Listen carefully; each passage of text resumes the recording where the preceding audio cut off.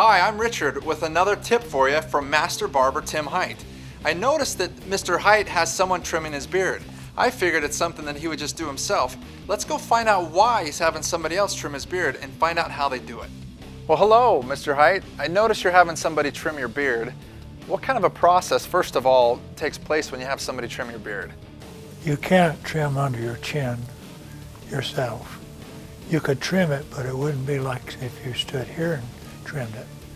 You get a different perspective, and the perspective you need is a straight line, straight line, straight line, straight line, straight line. So straight lines are very masculine.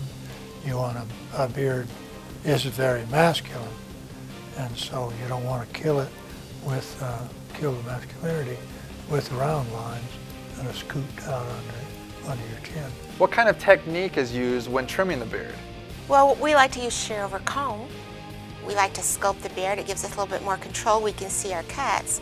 And when we do cut, well, you got to close those blades all the way or you're going to pull the beard and it becomes very uncomfortable. Most people just put an attachment on the clipper and go over it with that and cut the hair off.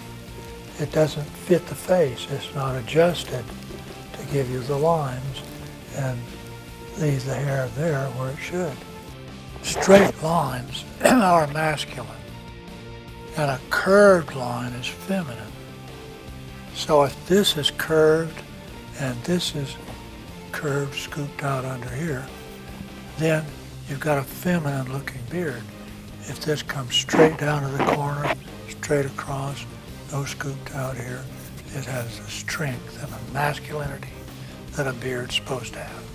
Well, this has been great information. I hope you found this valuable. Another tip from Master Barber Tim Height directly himself.